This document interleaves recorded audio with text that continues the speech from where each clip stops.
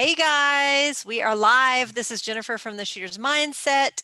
We are here this week with our co-host Greg of The Shooter's Mindset. How's it going? Good. How about y'all? It's Tuesday. I almost said a Wednesday. I just wish it was Wednesday, but it's only Tuesday. Dang it. Anyway, and we have our guest of the hour. This is episode 327 with Tony Gemelli of Impact Data Books. How's it going? Good, guys. How you doing tonight? Thanks for having me. Doing well. So for those of us that are unfamiliar with you, tell us a little bit about yourself and how you got into competitive shooting. Well, did 10 and a half years in the Marine Corps. I was Marine Scout Sniper, part of an anti-terrorism unit. I got out from there, went to the Secret Service. I did 19 and a half years with the Secret Service. I started shooting professionally in 1994 with a company called Targa Arms out of Prattville, Alabama.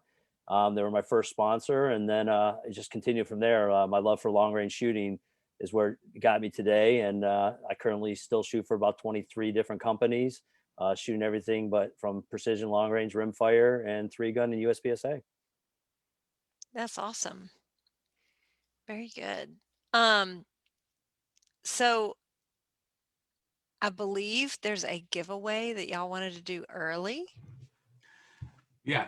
So what we're going to do is anybody that's watching, all you have to do to enter is to simply share our live stream either to your page or to a group or something like that.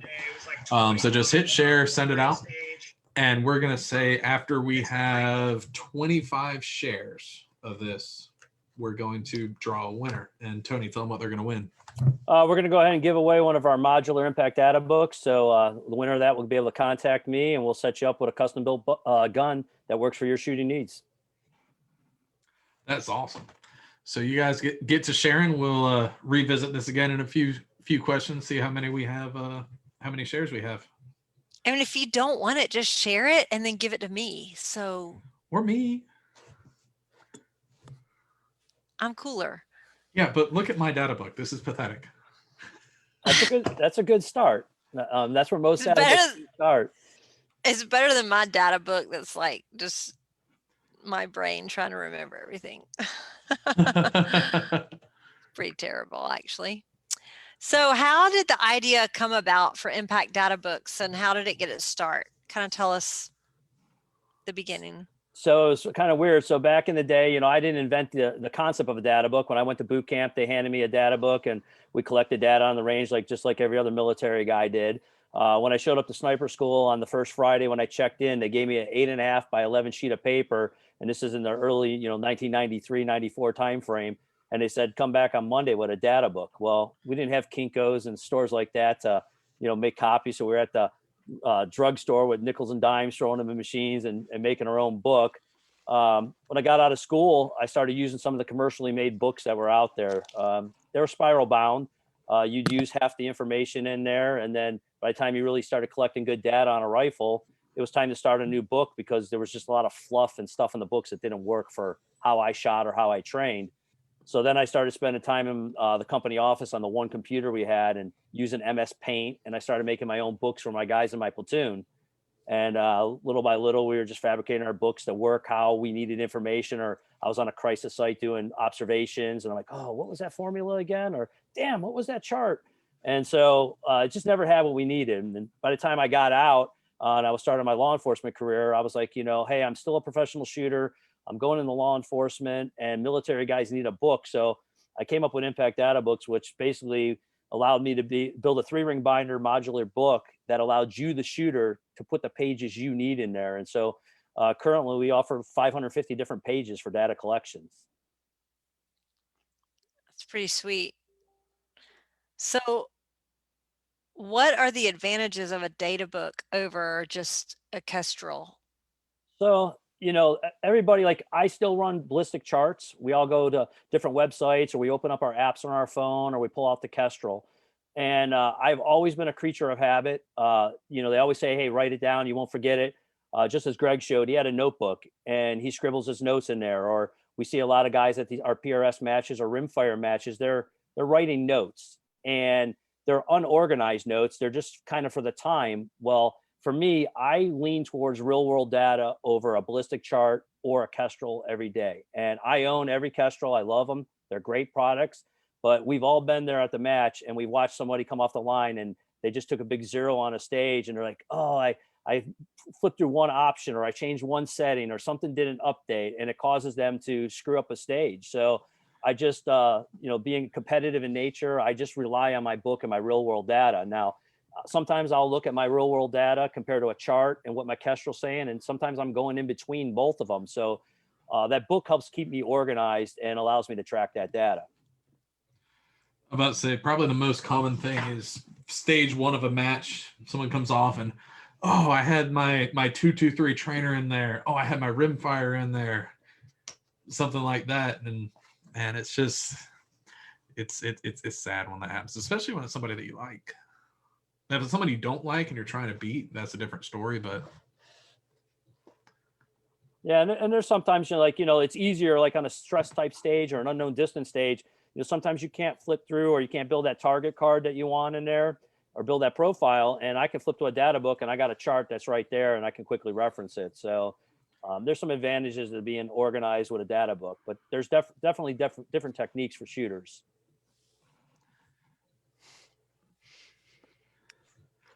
You got any lives, Greg?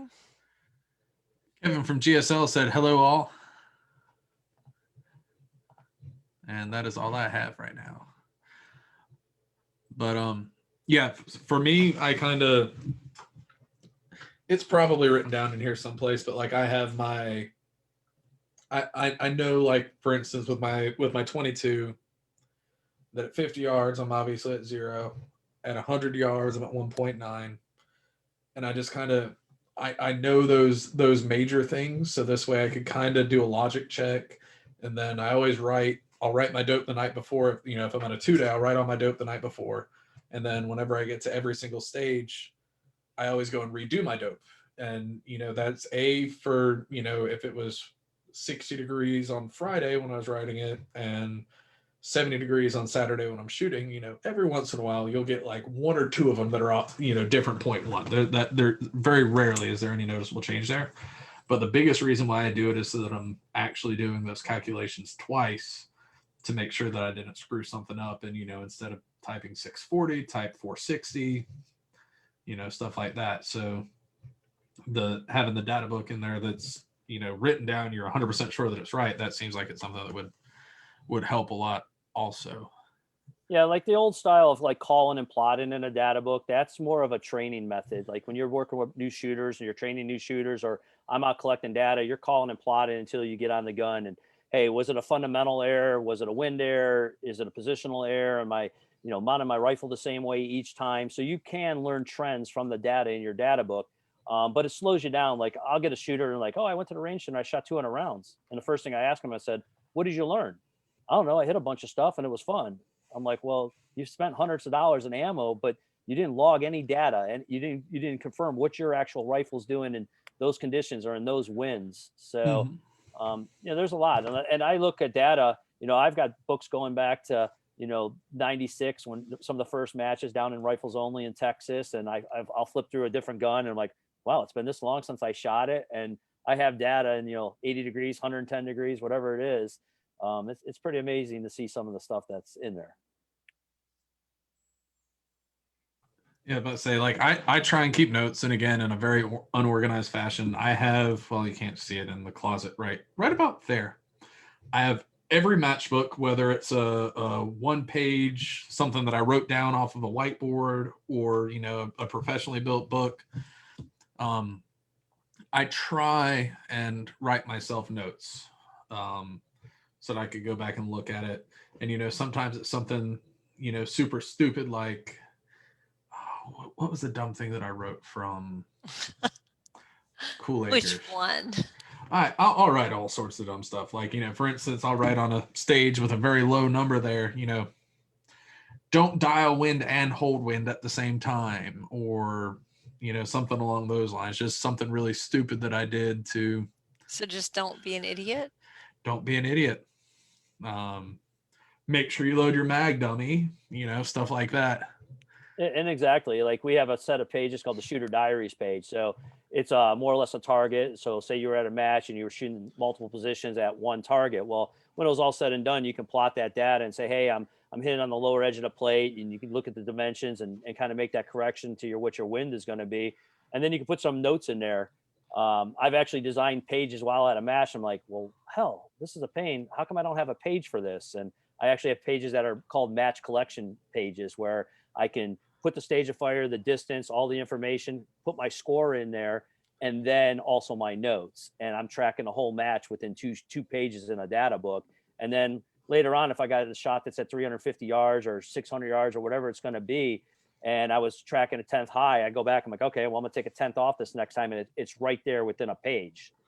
Mm-hmm. So they're good reminders to help really tweak your data. So I'm shocked that more people, as much as we're writing in our match books and we're using Kestrels, I'm surprised more people aren't using their books at matches. I see the books at a lot of places, but it's amazing. Guys that are, fighting for those top spots and we're losing by 1 or 2 points. And I bet they go back sometimes like, oh, if I would have took that 10th off, or they would have kind of analyzed their data, could have probably saved them.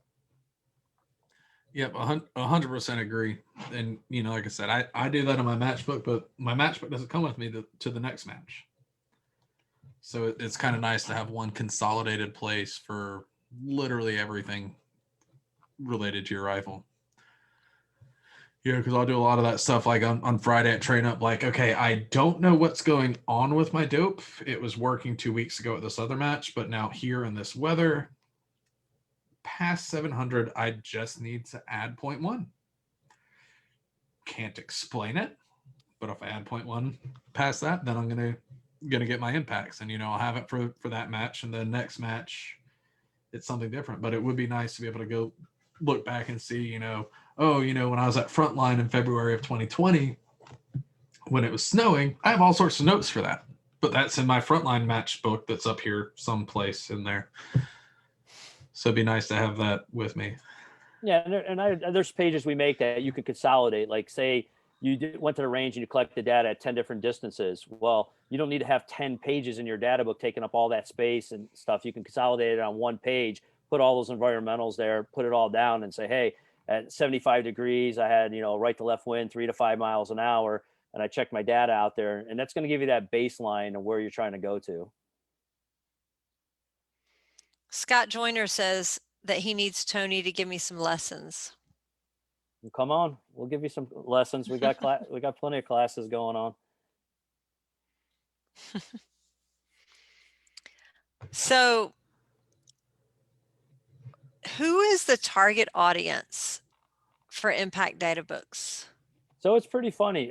We sell a lot of books to new shooters. Like our pre-made book, it was designed for a new shooter, intermediate shooter, advanced shooter, military, and law enforcement. We're selling a lot of books here. Military and law enforcement agencies are calling here every day. I'm switching 2 to 3 to police departments over every month. We make a lot of custom books. The gun companies are calling. We make round count barrel tracking log books. We make suppressor log books. We make personal firearms logs. I got weightlifting. I got CrossFit books. I got USPSA books, 3 gun books. We have books for every shooting sport that's out there, including the Bianchi Cup. And, people of all walks are coming here buying books. I field questions and phone calls every day. And people are like, hey, this is going to be my first book. What do I need? And I basically put them onto our pre-made book. It's your basic shapes, circle, square, silhouettes, and taking out a lot of the fluff. But you got your tables, charts, reference materials, stuff for leads for moving targets, angle firing, anything you're going to need. So our books really are geared to a hunter, a competitive shooter, a military or a law enforcement guy, and they work for every situation. And then being that they're modular, you can come back now and curtail your book and tweak it to your exact needs. That's pretty awesome. So that was going to be one of the next questions I was going to ask. Me and Jen talked about, we need to step up our book game. So if I'm over here on the website, and I'm a PRS shooter or an NRL 22 shooter or something like that, how should I go about building my book? Would the best thing be to get that pre-made data book, get it, and then kind of look at some other stuff? Or, a lot of our audience is PRS. We have every different shooting discipline people watching us, but a majority of the people are PRS. Yeah, so most times the phone call starts off, hey, this is my first book. And so I asked a couple general questions. I asked, hey, what caliber are you shooting? Are you shooting one caliber or multi-calibers? Are you going to shoot in inclement weather? Are you shooting in competitions? What type of targets do you shoot at? So that kind of gets me, when I get those kind of answers from the shooter, it kind of steers me in the right direction. So if they tell me, hey, I'm shooting the basic shapes we find at ranges or schools that they're going to go to, which are circles, squares, silhouettes. And then we have blank pages where they can actually draw in whatever the target is, if it's something unique out there. But if they just kind of say they're going to basic range sessions, then hey, then I'm going to put them onto the pre-made book. Now, you call me up and you say, hey, I shoot shooting C's. I shoot this specific steel target. I shoot this military or law enforcement type target. Then it's a little bit better that you go to a modular book, because now you can actually select the pages that correspond to the targets you're going to shoot at. And that's going to allow you to call and plot that data a little bit better. Nice. So real quick, we got a bunch of viewers. I want to throw out again, we are doing a free giveaway. If you want one of these books, all you have to do to be entered is share this live stream. So everybody gonna hit share right now. We'll be quiet for like 3 seconds while you do that. Just hit the share button. 1, 2, 3. Okay, cool. You guys could keep sharing. So we have a live question from Eric Lundberg. He wants to know, what kind of information would you recommend to collect for someone that is just scribed in a matchbook or notepad, kind of like my notepads and my matchbook? So all our pages are laid out systematically. So once you start collecting data, you collect it the same way. So you got all your environmental data, your temperature, humidity, wind, barometric pressure. We got spots in there if you're using density altitude, so you can put your density altitude off your Kestrel in there, so you can reference that later. Then inside there, you want to correspond are you shooting supported, unsupported, what position you're going to actually be shooting, sitting, kneeling, standing, prone. There's quick reference check boxes so you can get past that information. And then once you go ahead, you start logging your data, you want to put your starting data. So maybe you dial 3 mils on the scope and you're going to hold 0.5 right wind, and you take that shot and you just clip the edge of the target. Well, now you can go ahead and mill it, make the adjustment, and you can go in there and make that change in your data book. And if you're going to shoot paper and you're shooting groups, I recommend shoot 3 to 5 shots, kind of see where that group is, and then make the adjustment in your book. But you're going to collect any data for you as the shooter that's going to help you have the higher probability of first round hit. So, so a couple of things that I like to track is, one thing is how many rounds are on my rifle. So I have all sorts of different things, and on every single page in here, I write down, I say every single page, I'm through like 4 different pages here. I'll write down both how many rounds I fired for the day and what my total round count on my barrel is. Absolutely. Do you guys have some sort of a page that would help with your... Yep, the very last 2 pages in the book are actually your barrel round count book, tracking pages.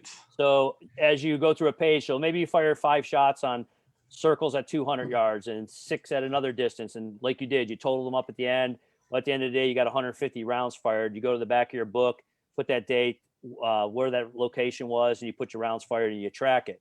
Now, in addition, we sell a little book. It's $5. It's a round count book. And I actually keep those in my gun safe. So I have like a spiral ring, and every rifle has its own book, because if I lose my data book, or it gets wet or it gets destroyed or just comes up missing from TSA stealing it out of my suitcase or something, I still have another round count book for that gun in my safe. So it's kind of a backup for it. That's really good. So another thing, and so again, I don't even know what I'm talking about here, but like I do my load development in my nifty little book here. Do you guys have any sort of a page that would, so I'll put my charge, my average, my standard deviation, everything like that. Do you guys have anything that we can do something like that on? We actually have a reloading data book. It's specifically designed for reloading. So on my bench, I have one book that's all my precision rifles, and I have another book that's got all my pistol and carbine loads for 3-gun and stuff like that. So, and they're each segmented out by caliber and each load that I work up, and it's every type of page you have. We have load development sheets, chrono velocity sheets for when you go to the range or you go to a match. You can actually put all those strings of fire in there if you're doing your ladder test, and you can put it right in there in your load development as you're designing your load. So we actually do a reloading data book as well. So with the modular books, is there a way that I could put all of this into one thing Yep. So of all the 550 pages we offer, every page that's in any of the books are in standalone or refill type pages. The refill set is 10 double-sided pages. And if you want to build a modular book and you only shoot circles and squares, put circles and squares in there. You pick X amount of sets you want, and then you can go to the reloading or the load development section, and you can actually put the load development pages that work for you. That's really awesome. It sounds like you got kind of everything covered. Ryan Hay said, "Oh, you got this guy on TSM?" Question mark, exclamation point, question mark, exclamation point. I knew the heat miser would show up tonight. Between I'm surprised He's he been a has little power. cold. I'm surprised he has enough electricity to watch this. Mr. Hay, I would like to thank you for using your valuable Texas electricity to view us here on TSM. That means a lot to us. Another live question: with technology being more front and center, what mistakes have you seen shooters make in trusting the tech over learning your system? So, like I said, the tech, the person that clicks that wrong setting, or they come up to the line and they're clicking through menus and they change something in their gun setup, or they just change something in environmental, and then the next thing you know, boom, one click. And for the people that use the Kestrel reliably, I guarantee you, every one of you guys or every one of us have been burned at one time by our Kestrel. Whereas in my data book, it's written down data, and all I got to do is flip the page, and it's 100% solid there. So unless I totally wrote it down the wrong way or can't read, I kind of minimize that mistake. Oh gosh, I always write the wrong thing and I can't read. Oh boy. Not you. No, not me. Let's see. Johnny Sprinkle said, we see a lot of data books that are too busy and too long to fill out. Always went by the keep it simple method. Do you agree with simple data books? Well, just because all those boxes are there in the data book, you don't have to use all the boxes. As a shooter, like I said, we have 3 or 4 different styles of pages because every shooter doesn't collect the same data. If you're a guy running density altitude and you're running it off your Kestrel, and then you want to log some of that data down, you're going to log certain things, whereas other people are going to be very in depth. I've seen customers send pictures of pages where we have a small little note section in there, and they're actually writing notes all the way around the page, and then they buy our notes pages and tuck it in there. And I'm like, okay, this guy is over the deep end with collecting. But as humans, we hate change and we hate math, right? So those are 2 things we hate. I like math. I hate math. I like math too. Am I weird? I like math. Most people hate it. I'm about to say, not because of that, but you are weird.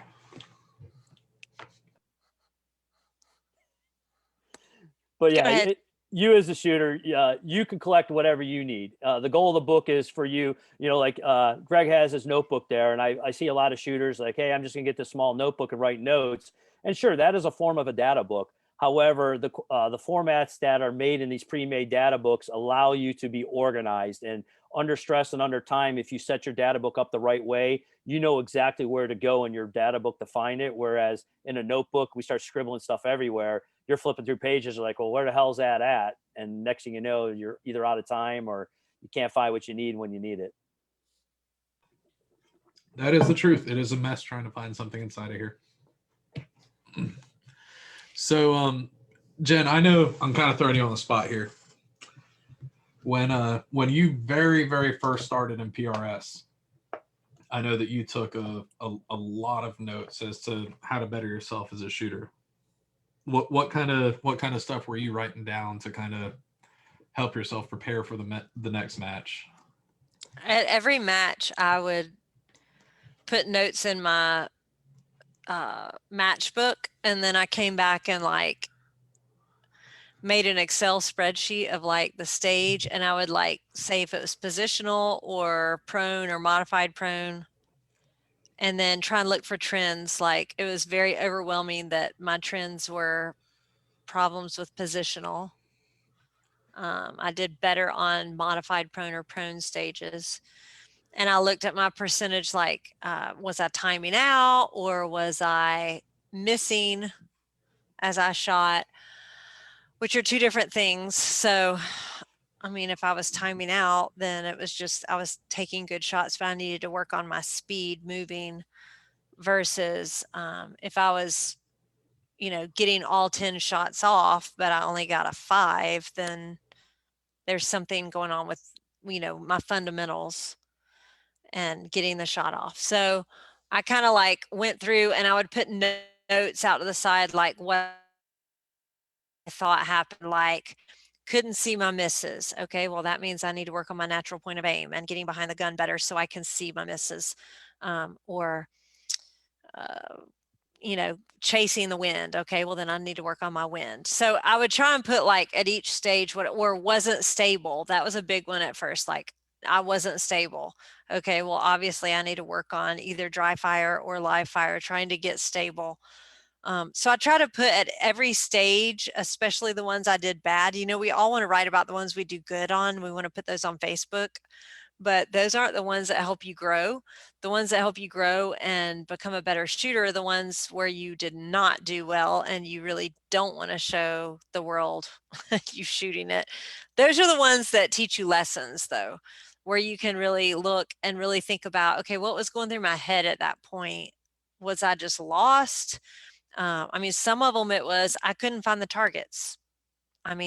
I could not find the targets in my glass. So I needed to practice that skill, which is a different skill of itself, like finding them fast and getting on target fast. So my first year, I wrote so many notes. I had Excel spreadsheets for every match that I shot.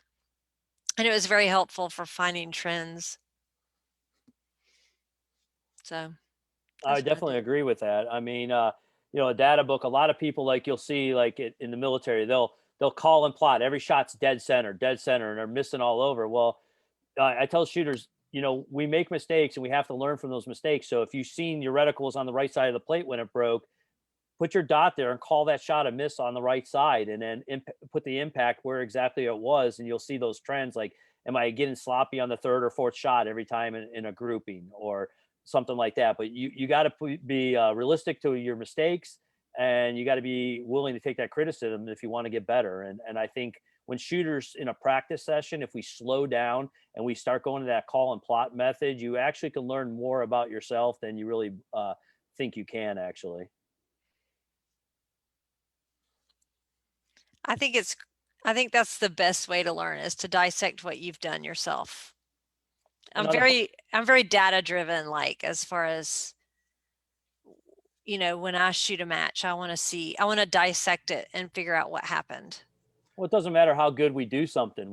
If we did a great job, we're going to find out how could we have done it a little bit faster, or how could I did it a little bit better. We're as humans, we're never satisfied with it. And as professionals, and as stiff as the competition is out there, we have to be 100% all the time, because the winners are making very few mistakes. So you got to find those weaknesses in you and get better.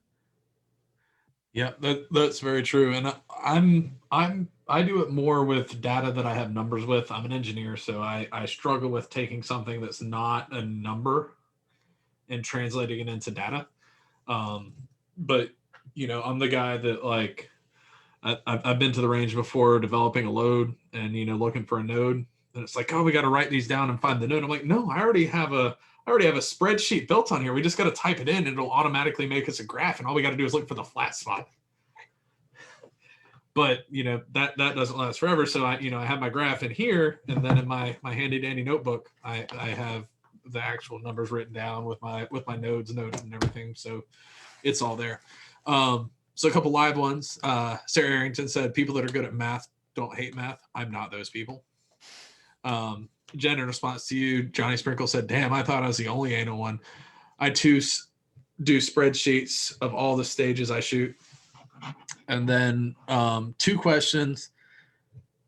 How have you seen the 22 long rifle matches change or impact the way you use and reference your data book info? So it's funny, because I've been going out before every match, and I've been checking like every 5 yards. I've been tracking a lot of data, like even every degree. So I've been going out before every match. I've been checking zero.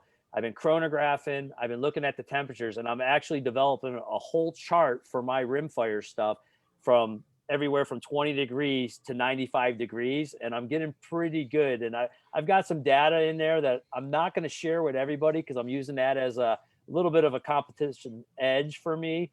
But I've noticed a pretty good trend as the temperature and what my velocity is doing. So I'm kind of narrowing it down to see exactly what it's doing.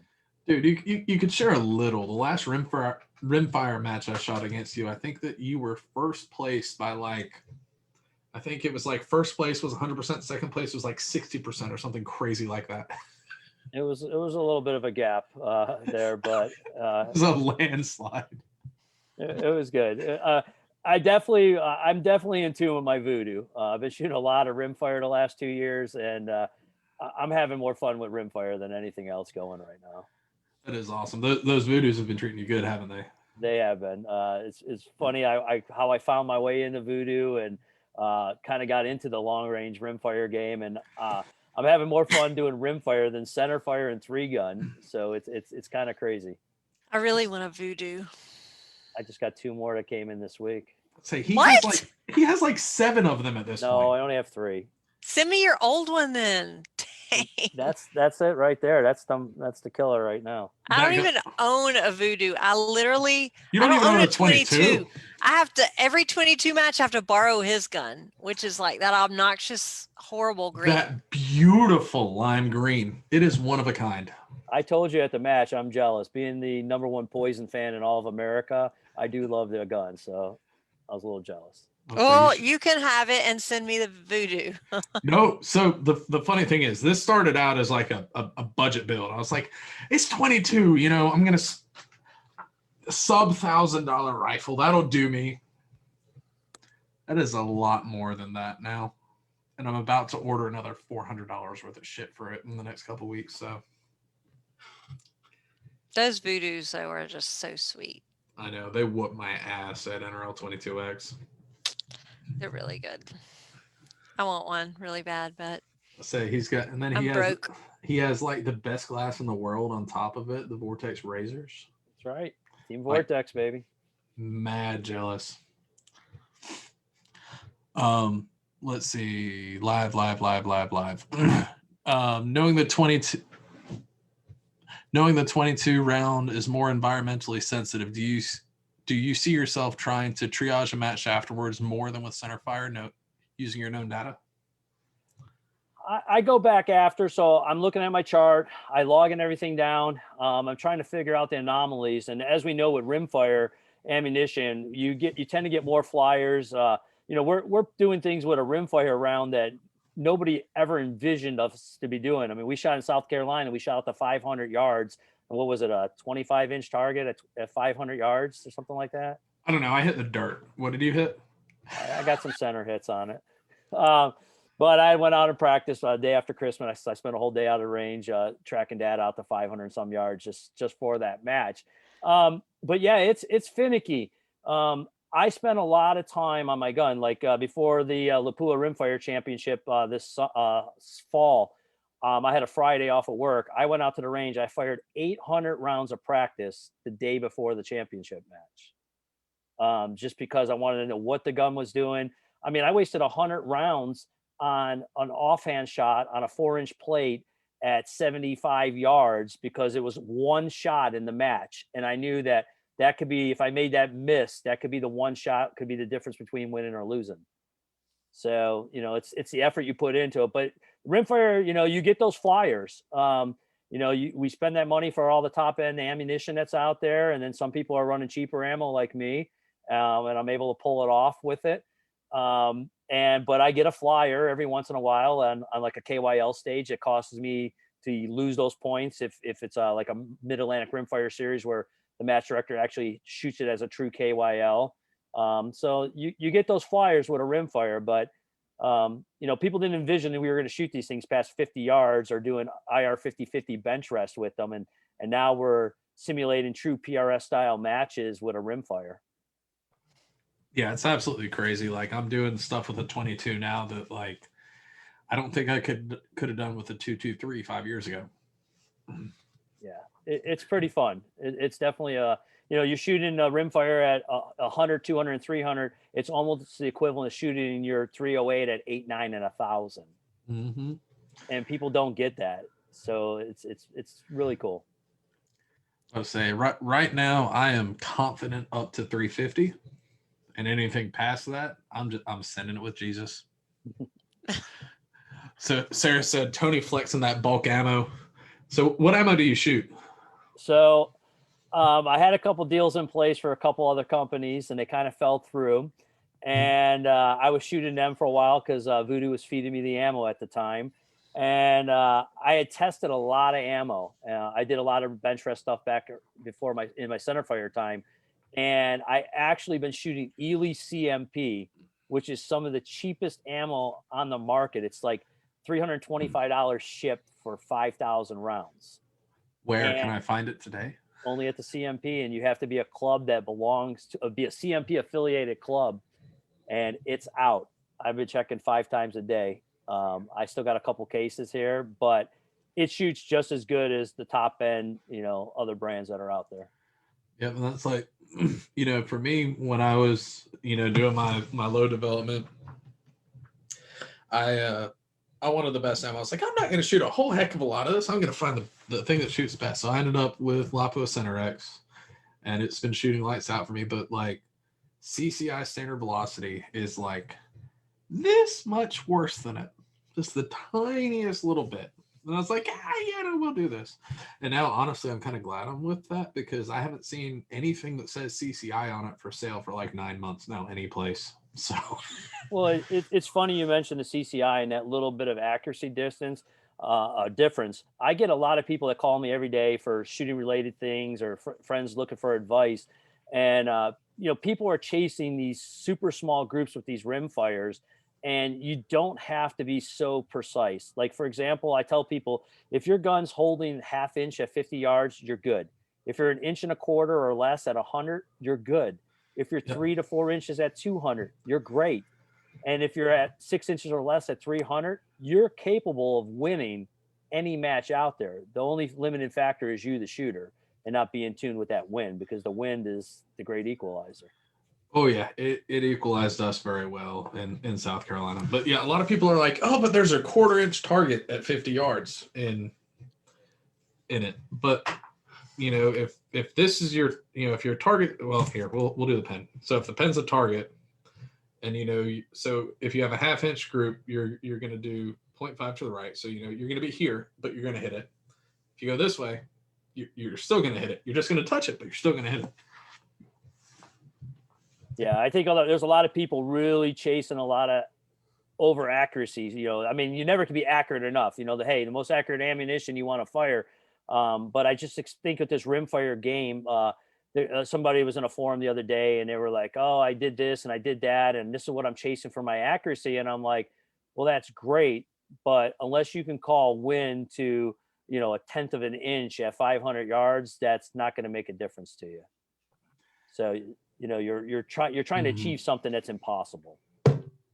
Yep, and that right now, that's my weak link is I'm getting good at guessing with it with a centerfire, but then when I get to the rimfire, that generally 9 out of 10 times I'm shooting my rimfire, I'm in a range that's maybe 25 yards wide with 20-foot high berms on either side. I don't get a whole lot of wind there.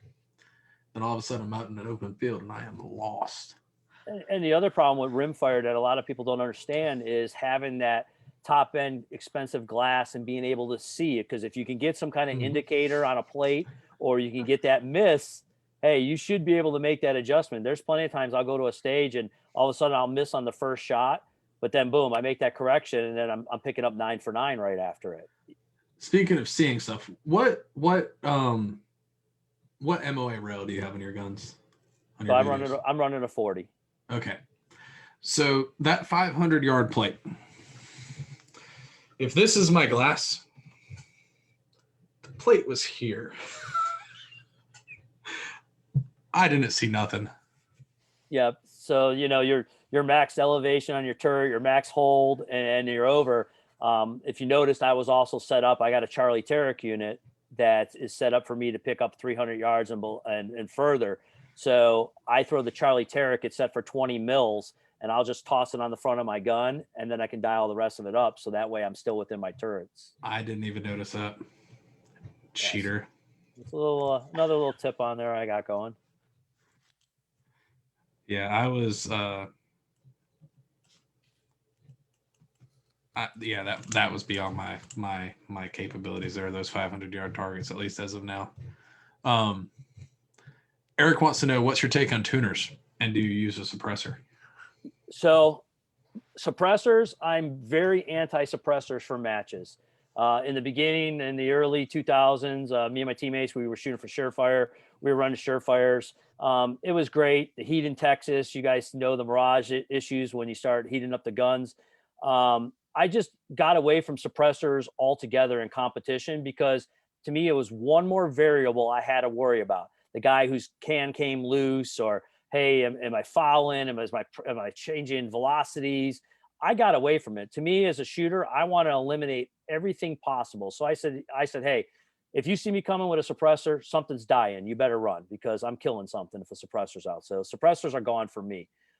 Tuners, I spent a lot of time testing the tuners on the Rimfires, and they do make a difference if you're running some of the lower end ammo.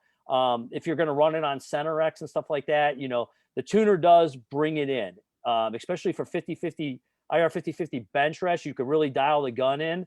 But to me, it was so minute with the top end types of ammo that it was like, do I want to keep running it? Do I not? Is there an issue at distance? So I've ran them a few times and I've had good luck with it.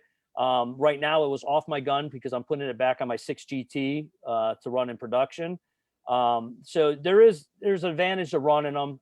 It just depends what type of ammo and what type of results you're getting with your gun. If you got a gun that's finicky and you can't get the accuracy, I'm telling you the tuner will probably bring it in for you. But if you got a gun that's shooting and you don't need the tuner, then you're in those parameters for accuracy, then you might not need the tuner.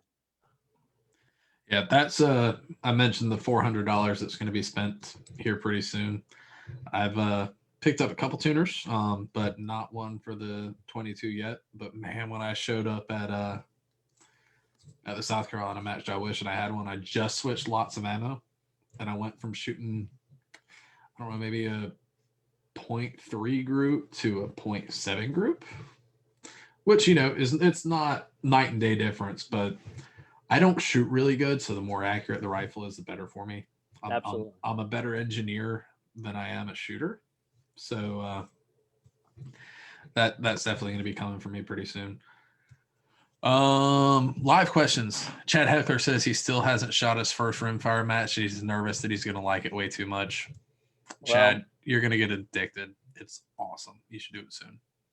I shot 48 Rimfire matches last year. That's how addicted I was. I was shooting 2 a weekend, 4 hours, 5 hours to Pennsylvania, come home, back to Virginia, head to West Virginia the next day.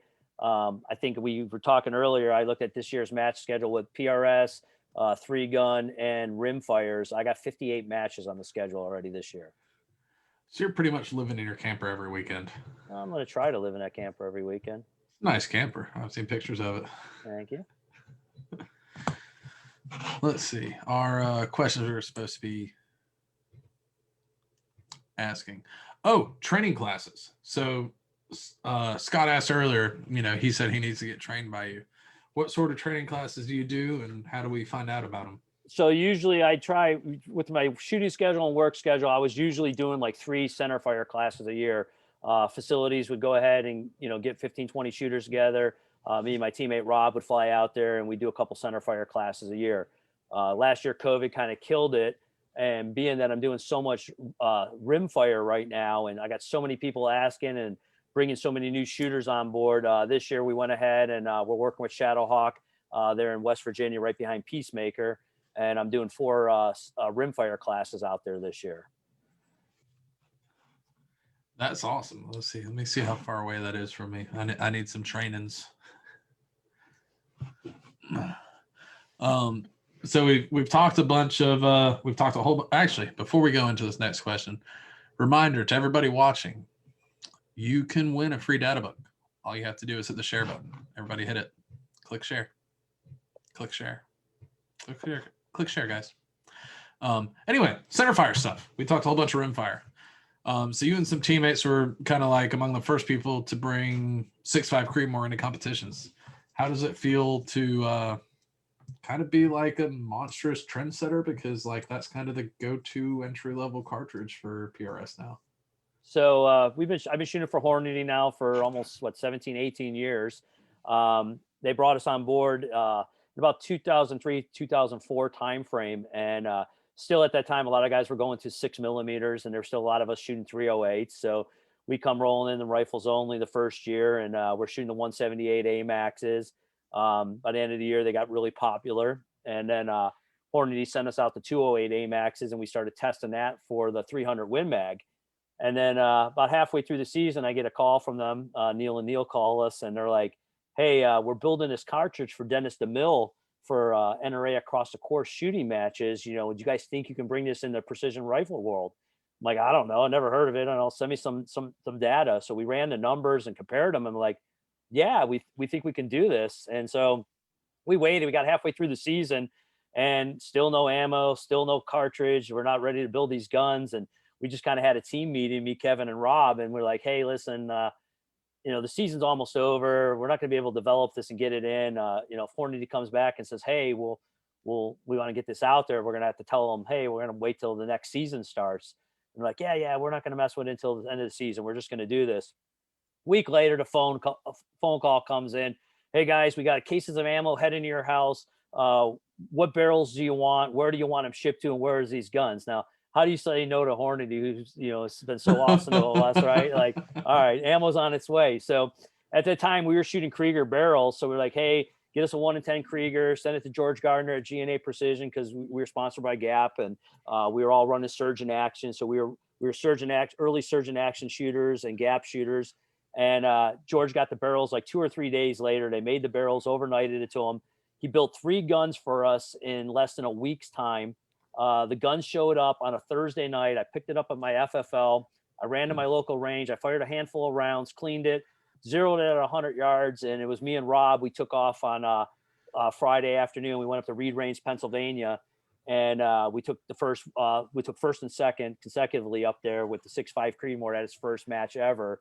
And then we started making the rounds around the country. And I kind of remember we showed up at Arizona at the TPRC for one of the early matches out there. And George and the rest of the Team Gap guys came up, and they're all shooting their 6s. And they're like, "What the hell are you guys going to do with this? I can't believe I even chambered these guns for you." And we started doing the comparison and the breakdown. And next thing you know, by the end of the season, everybody's twisting off every barrel they have. And the 6.5 Creedmoor went crazy. And even to this day, every year we show up at SHOT Show, we walk into the booth at SHOT Show, and Steve Hornady walks right up, and he gives us a hug, and he's like, "I can't thank you guys enough for what you did for us." So it was kind of a kick to be able to be on the ground level with that, and kind of, you know, inspire a cartridge that's now really widely used throughout competition and really moving into law enforcement and military.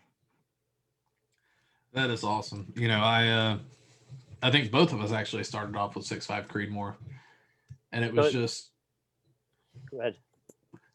you know, it was just around. It was easy to load for. There was tons of data out there for it. You know, bullets and brass was cheap. You know, I can't complain anything about my 6.5 Creedmoor. And it's funny, to this day, I have not fired one round other than factory ammunition in competition. We went on the loading bench at the end of the first season, me, Kevin, and Rob, really good reloaders. And we loaded the hell out of it. And we spent all this time, and we really couldn't get it much better than what we were getting from Hornady at the time. And people were accusing us in the beginning, like, "Oh, it's a hot load that they're making it for you. This is a special load for you guys, and ours ain't shooting the same." I'm like, "No, we told you what length barrel to get." And I've actually took the case in my hand and said, "Here, you shoot my case. Give me yours. I'll go 0." And they're like, "What? You're going to switch cases with me?" I'm like, "Yeah, I don't care. Give me that case." And they were like, "Oh, no, I'll just go ahead and shoot my ammo." But we actually shot nothing but factory ammo with the 6.5 our whole time we shot the 6.5 Creedmoor.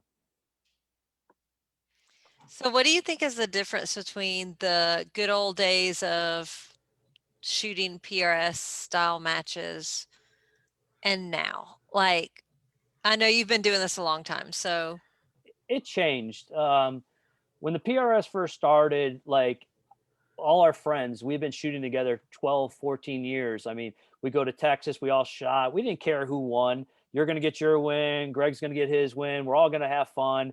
At the end of the night, we're all at the bar. We're out drinking late at night, spending lots of money coming in at 3, 4 in the morning. And, guys are coming off the tower, we're sharing data, we're giving the win call. It was fun. Then the PRS kind of came around, and it kind of changed the mood the first year, and it soured it for me a little bit. I kind of lost the love of my true sport of long range precision because it got cutthroat. One team would go stand over here on the range, and the other team would go stand over there, and people weren't as friendly, and it kind of lost its flavor. And it was kind of started off in, I kind of feel it started off on false pretenses. I think it started off people seeing what was going on in 3-gun and how much money the 3-gun prize tables and how much we were making in 3-gun. And some shooters really wanted to sweeten the pot for them. And they used the guise of, hey, we're going to do this for the new shooters, and it's going to grow the sport. And in the beginning, it didn't start off the right way. But where the PRS now and what Shannon's doing with it, I really am happy to finally be coming back to my true love, which is long range precision. I think Shannon is really the last guy that really could keep the PRS going. I think there was some weird turnovers and stuff like that, but I think the sport has definitely grown. I mean, look at it now. I mean, it's monstrous, and I started to see at the matches like the love and the camaraderie amongst shooters is kind of back. But for the initial first 2 years, it was pretty rough. Like people that you talk to every year of your life, people didn't want to hang out and talk anymore. It's true. Yeah, definitely the camaraderie is there. I'm a newbie, especially compared to someone like you. I've been in this for 2.5 years, but like that's the thing that instantly I fell in love with. I came out to my first match, just kind of going to watch, see what's going on, and like there were top shooters in the sport that were like, oh yeah, before your first match, you need to know this. When are you going to get a gun? Give me lessons. I didn't have a gun. I've shot long range like twice, like 2 trips to the range shooting past 100 yards. And they were all there like willing to help, befriending me and everything like that. So that's probably the biggest thing that drew me to this sport is just kind of the people that are in it today. Yeah, the environment, we've definitely turned the corner, and I think we're back in the right place when it comes to long range shooting. We're doing the right things. Every match, anybody that sees me or anywhere I'm at, you got to always offer to help out, because we go a new shooter shows up in a match and they're hitting like 10 or 12% of the shots. You think they want to come back and get their butt kicked and spend all this money? It's not really fun for them. But when they see people coming to them and you're approachable and you're willing to help them out and help get them over the hurdle, then they realize, hey, I'm investing into a sport that, hey, these people aren't just out here to kill me, or I'm just not a name out here. They actually care. They want to see me get a little bit better.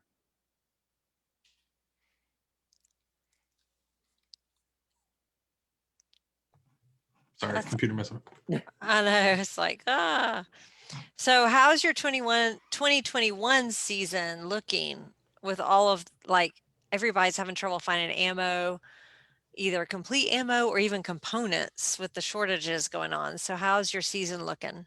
So I always prepare. That these times are always going to come every time we change administration and people trying to hoard ammunition. We've seen even with 22 with the preppers were buying up 10,000 rounds of 22 at the time, and you couldn't even find 22 at Walmart.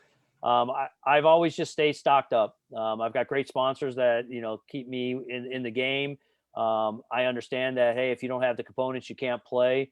So I'm actually sitting pretty good. I know some people are really worried about how many matches they're going to be able to shoot or attend this year.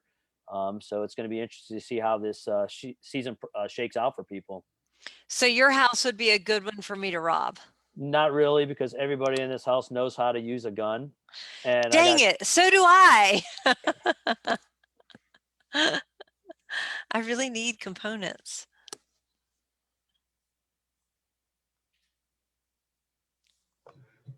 I need all of the above. I think there's a lot of shooters out there looking for components. I mean, you look online, people are ready to sell kidneys and body parts for primers and powder. For real. Say, I'm just waiting for Swanee to get in his next shipment of 105s. Like that's my biggest hurt right now. I need bullets. I have primers. I have powder. I just need some friggin' bullets. They're flying off the shelf. I mean, these companies are producing them as fast as they can, and I mean, they're making them by the box and throwing them on their own semi truck to get them out the door because there's just not enough time in a day for what we're buying. I mean, every one of us I know is loading up. If you can get it, you're buying it. Mm-hmm. Let's see. I got real lucky last night. My local range / sponsor posted up on Facebook. They're like, we got pistol projectiles in stock. I'm like, ooh, I need some of those. Oh, you can kind of see them over Right here. there on the corner. I see Yep, them. right there. Extreme action. Yep, I did not go full hoarder, but I did get some pistol ammo. I haven't shot a pistol in so long. Just partial hoarder. Just partial hoarder. When this whole thing started, I was not at the position I wanted to be with pistol, and to be completely and totally honest, I wasn't thinking about it. I was just like, oh, I need to get stuff so I can shoot PRS. I need to get stuff so I can shoot NRL 22. And then I was like, probably shouldn't shoot too much pistol now. So, what upcoming matches and trainings and events do you have coming up here in the near future? So Saturday got Quell Ridge in Virginia. It's a Mid-Atlantic Rimfire Series match / PRS Rimfire match. So I'm hoping to go down there this weekend and do well. The following weekend, we got first center fire of the year, frontline defense. So looking forward to taking that RV down there and some people stopping by and having some adult beverages there and telling some war stories. Hope y'all don't get snow this year. Yeah, every time I've been down there, Paul laughs. He tells me not to come anymore because every match I've shot, it's rained, snowed, or something down there. It's been some of the most miserable matches I've ever shot, but usually a good time. We're all suffering together. And then after that, I leave the East Coast and I head out to sunny Arizona to crank out a Mystery Mountain 3-gun, which is my favorite 3-gun match of the year. Going out there with a heavy heart. It's going to be a memorial match from Frank from POF USA. Near and dear friend of a lot of us, lost in a tragic car accident this summer. So it'll be a somber event out there, but looking forward to going out there and visiting Sunday in Arizona. That's awesome. I love the memorial matches that mean something more than just, I mean, I love going and shooting stuff aimlessly, but when it actually has a purpose, I really do enjoy it. Yeah, so it'll be a good time to go out there, and then it's pretty much every weekend, 1 to 2 matches, either center fire or rim fire, and we'll take it as it goes, and whatever happens, if COVID tries to shut us down, we'll sneak out and shoot and do whatever we got to do, right? Sneak out. Yeah, we will. See, I have a suppressor, so I could be sneaky while I'm shooting. Just saying. Thanks, GSL suppressors. All right, so let's do a giveaway. We have 1, 2, 3, 4, 5. Only 5 of y'all shared this post for a chance to win a free data book. At this point in time, me and Jen might as well go ahead and share it too, so we get a chance at it too. All right, I'm going to do a random number generator.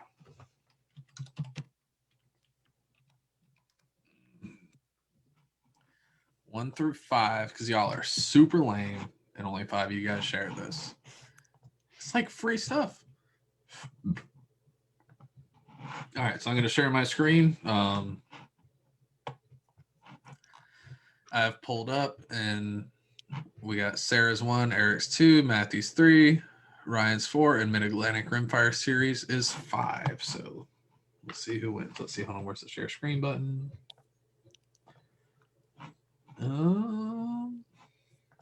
Screen 2, share. All right, so we're going to hit generate. Number 5, which was 1, 2, 3, 4, 5. Mid-Atlantic Rimfire Series. You won our free data book. Shoot me a PM, and we will get you hooked up with Tony and get your free data book. Congratulations. Yep, congrats.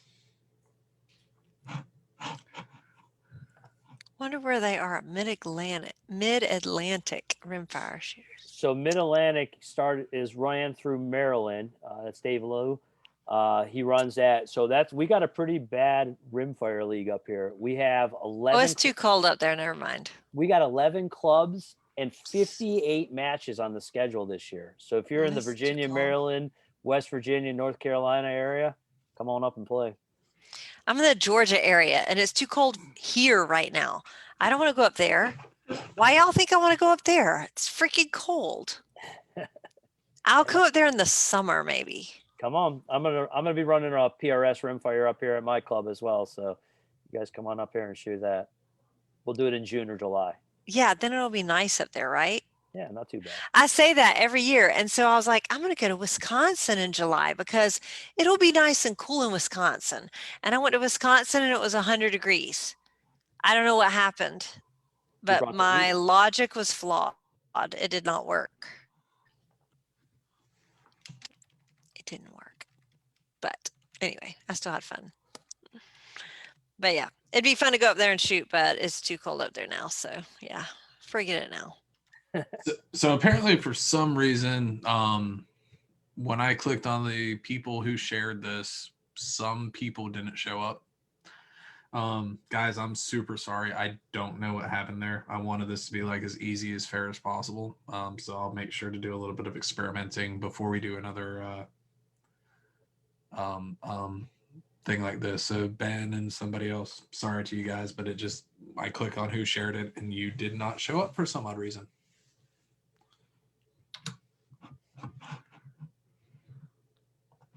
Who knows? Not I. Facebook is confusing. Someone Do we call have an any? engineer. That's right. Ben said, he called me out. He said, engineer messed it up. I'm sorry, guys. I try real hard. Do we have any more lives? And someone said it shows 28 shares. I see 29 and 18 of them are me. 18 of them. Well, because I shared it to like every group that I'm in. I don't know why. I've refreshed it. I do not know. But guys, super sorry. Yes, Richard Davis, it's always the engineer that screws it up. Can't argue with that. I know my coworkers very well. But that's all we have on live. Goodness gracious. So our lives are good. Then I think we can wind it down to shout outs. We'll start with you, Greg. All right. The engineer is unprepared and doesn't have his sheet up. So we're going to start out with GSL suppressors. If you want to be super quiet, so you can go and have sneaky, like hide from the COVID matches, you can do that. Hunter's HD Gold. I am blinder than a bat, and they help me actually see stuff. Now hitting it, that's another story, but you know how that is. Shooter's World Propellant. I always say like, yeah, they're always in stock everywhere. Guys, they are running as fast as they can. They are restocking every day, but it is also starting to run dry in some places as well. So if you see it, you buy it.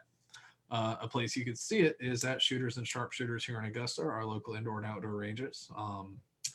They are suppliers of Shooters World Propellant. They still have some in stock. I bought what I needed yesterday. So now I'll tell you guys, if you want it, you go buy it now. Also, they have some extreme bullets in stock for pistols and 223s right now. I doubt they'll be there by Friday. So if you want some, go get it. And Vortec, because PDC Custom, because you want to be beautiful, have an amazingly beautiful lime green chassis like me. You can get it there. And Vortec, because you're supposed to clean these things. They shoot straighter that way. Goodness gracious. Tony, how about you? You got any shout outs? I just want to thank all the sponsors that keep me in the game and playing out there every weekend and representing them. Hornady Ammunition, Vortex Optics, Nordic Components, POF USA, Magpul, Phone Scope, Timony, Magneto Speed, Hodgson, Everly Stock, Voodoo Gunworks, Seekers Precision, and ESP America. Thanks for allowing me to represent your fine companies and show your products off to the world and making me look good. Awesome. And for me, it's going to be short and sweet. It's just thanks to GSL Suppressors, Night Force Optics, HD Gold, Shooters of Augusta, and Sharpshooters of Augusta, and Vortec Cleaners. I think that's all. That's going to be all for tonight, whether it is or it isn't. So, and I just want to thank Tony for coming on and spending an hour and a half, 2 hours of your time with us on your Tuesday night talking about all the impact data books. So if somebody wants to get one, Where can they go and find one now? www.impactdatabooks.com. You can hit us up on Facebook as well. If anybody sees me on Instagram or Facebook, hit me up. I'll be more than happy to help you out, answer your questions, and steer you in the right direction. There you go. So check out Impact Data Books, and that'll be a wrap for episode 327. We will see y'all next week. Good night, everyone.